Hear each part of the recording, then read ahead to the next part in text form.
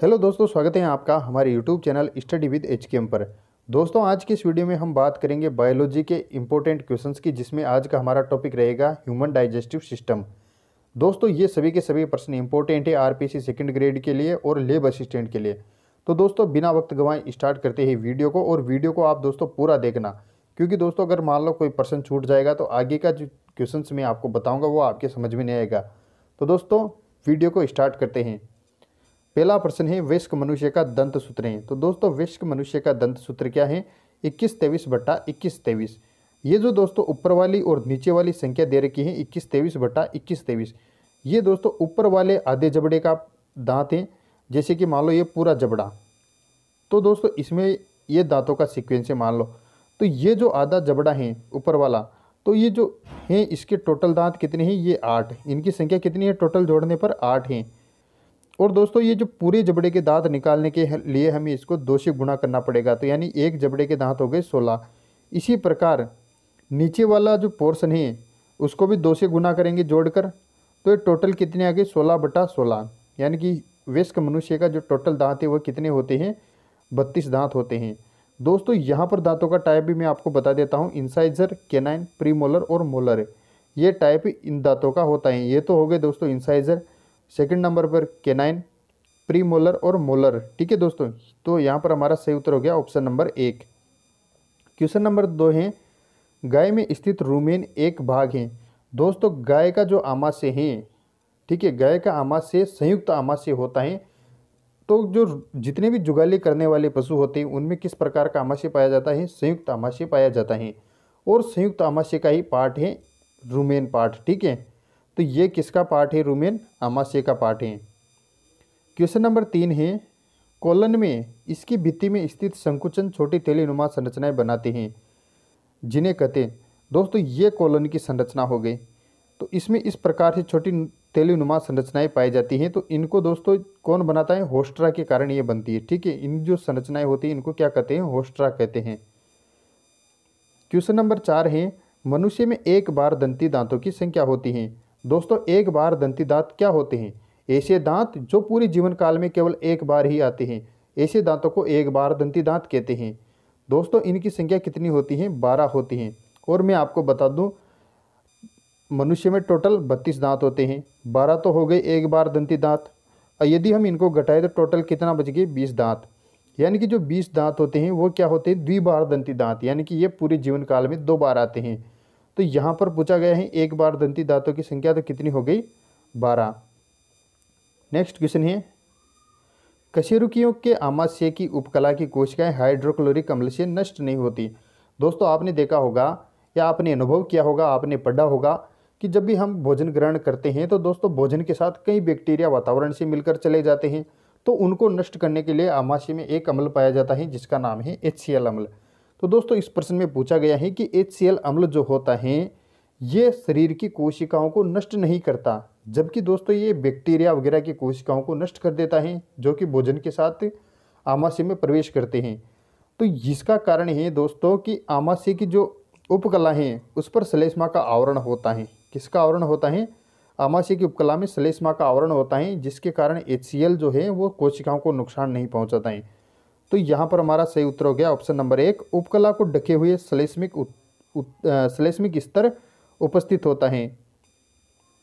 Next question की बात करें दोस्तों, नेक्स्ट क्वेश्चन है, स्तनधारी में भोजन निगलते समय कौन सी संरचना भोजन को श्वास नली में जाने से रोकती है? दोस्तों, भोजन को श्वास नली में जाने से कौन रोकता है? एपिग्लोटिस रोकता है। ठीक है दोस्तों, यहां पर हमारा सही उत्तर हो गया एपिग्लोटिस।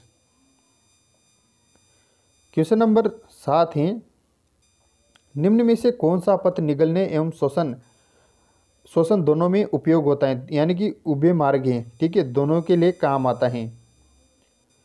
तो यहाँ पर हमारा सही उत्तर हो गया ग्रसनी। ग्रसनी जो है ये निगलने और श्वसन दोनों में उपयोग होता है, कॉमन मार्ग है दोनों का। ठीक है।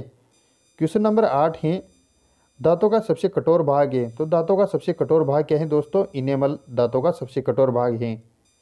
क्वेश्चन नंबर 9 है, पेयर्स के पेचेज उत्पन्न करते हैं। दोस्तों, पेयर्स के पेचेज क्या उत्पन्न करते हैं? लिम्फोसाइट उत्पन्न करते हैं। ठीक है। क्वेश्चन नंबर 10 है, कोमल तालु का पश्चिम भाग ग्रसनी में लटका रहता है उसे कहते हैं। दोस्तों कोमल तालु का जो पश्चिम भाग है वो ग्रसनी में लटका रहता है तो उसे क्या कहते हैं दोस्तों? विलम पेलेटाई कहते हैं। क्या कहते हैं? विलम पेलेटाई कहते हैं। क्वेश्चन नंबर 11 है नासापत व मुख गुहा अलग रहते हैं। तो दोस्तों नासापत और मुख गुहा किसके द्वारा अलग रहते हैं? तालु के द्वारा अलग रहते हैं। क्वेश्चन नंबर 12 देखते हैं दोस्तों, चिकटित होते हैं। तो दोस्तों चिकटित किन दांतों को कहते हैं? अग्र चवर्णक और चवर्णक। ठीक है, अग्र चवर्णक और चवर्णक दांतों को क्या कहते हैं दोस्तों? चिकटित कहते हैं। और दोस्तों क्वेश्चन नंबर 13 है इनेमल में पानी की मात्रा होती है। दोस्तों बहुत ही इंपॉर्टेंट क्वेश्चन है, इनेमल में पानी की मात्रा कितनी होती है? लगभग 3% की पानी की मात्रा होती है। क्वेश्चन नंबर 14 है जैकबसन्स अंग संबंधित है। जैकबसन्स अंग किससे संबंधित है दोस्तों? गंध से संबंधित है। क्वेश्चन नंबर 15 है किस जंतु में जीभ ताप नियंत्रण करती है? तो दोस्तों किस जंतु में करती है जीभ ताप का नियंत्रण? कुत्ते में। क्वेश्चन नंबर 16 है आमाशय में मुख्यतः किस भाग में पाचन होता है? आमाशय में मुख्यतया किस भाग में पाचन होता है? तो आमाशय के किस भाग में पाचन होता है? फंडिक भाग में मुख्यतः पाचन होता है। दोस्तों कार्डियक भाग जो होता है ये ग्रसनी के जिस जगह पर ग्रसनी जुड़ी होती है उसका पार्ट होता है। और दोस्तों ये जो नीचे वाला डोडेनम जिस भाग डोडेनम जुड़ी होती है उसके पास का जो भाग होता है वो कौन सा होता है? पाइलोरिक भाग होता है। ठीक है दोस्तों, तो यहाँ पर पूछा गया है आमाशय के किस भाग में पाचन का कार्य होता है? फंडिक भाग में। क्वेश्चन नंबर 17 है आमाशय की श्लेष्मिका की पेराइटल कोशिकाएं निम्न में से किसका श्रावण करती हैं? तो दोस्तों आमाशय की जो श्लेष्मा यानी कि म्यूकोसा की जो पेराइटल कोशिका होती है वो किसका श्रावण करती हैं? HCl अम्ल का श्रावण करती हैं। दोस्तों बहुत ही इंपॉर्टेंट क्वेश्चन है, HCl का श्रावण कौन सी कोशिकाएं करती हैं? पेराइटल कोशिकाएं करती हैं। क्वेश्चन नंबर 18 है हाइड्रोक्लोरिक अम्ल स्रावित होता है। तो दोस्तों अभी अभी हमने देखा है कि पेराइटल कोशिकाएं जो होती हैं ये हाइड्रोक्लोरिक अम्ल का श्रावण करती हैं। क्वेश्चन 19 है मनुष्य में ओडी का इंस्पेक्टर स्थित होता है। तो ये किस पे होता है? Ampulla of waiter. ठीक है, मनुष्य में ओडी का स्फिंक्टर किस पर स्थित होता है? एम्पुला ऑफ वेटर पर स्थित होता है। क्वेश्चन 20 है दांतों का इनेमल स्रावित करता है। तो दोस्तों दांतों का जो इनेमल होता है इसको कौन सी कोशिकाएं स्रावित करती है? एमेलोब्लास्ट कोशिकाएं दांतों के इनेमल को स्रावित करती हैं। क्वेश्चन 21 है वयस्क मनुष्य में 17 साल से पूर्व का दंत सूत्र है। तो दोस्तों 17 साल से पूर्व का दंत सूत्र जो दे रखा है 21/22/21/22। तो दोस्तों यहाँ पर टोटल दांत अगर हम गिने तो देखिए दोस्तों 3 और 4 7 और नीचे भी दांतों की संख्या कितनी हो गई? 7। 2 से गुना किया तो कितने आ गए? 14/14, यानी कि टोटल दांत कितने हो गए? 14 और 14 28। ठीक है, 17 साल से जो पहले का जो मनुष्य होता है या उसके दांत कितने होते हैं? 28 दांत होते हैं। तो यहाँ पर हमारा सही उत्तर क्या हो गया? Option number 1। क्वेश्चन नंबर 22 है कशेरुकी व अकशेरुकी में आंत किससे विकसित होती हैं? दोस्तों आंत्र की उत्पत्ति यानी कि ओरिजिन ऑफ इंटेस्टाइन किसके द्वारा होती हैं? तो दोस्तों ये होती हैं एंडोडर्म के द्वारा। ठीक है दोस्तों, कशेरुकी और अकशेरुकी प्राणियों में आंत जो होती हैं वो किससे विकसित होती हैं? एंडोडर्म से होती हैं। क्वेश्चन नंबर 23 दोस्तों बहुत ही इंपॉर्टेंट क्वेश्चन है आमाशय के श्लेष्मिक स्तर की कौन सी कोशिकाएं पेप्सिनोजन का श्रावण करती हैं? ठीक है दोस्तों, पेराइटल कोशिकाएं तो किसका श्रावण करती हैं? पेराइटल कोशिकाएं किसका श्रावण करती है दोस्तों? HCl का श्रावण करती हैं। तो कौन सी कोशिकाएं पेप्सिनोजन का श्रावण करती हैं? तो चीप कोशिकाएं या मुख्य कोशिकाएं जो होती हैं ये किसका श्रावण करती हैं?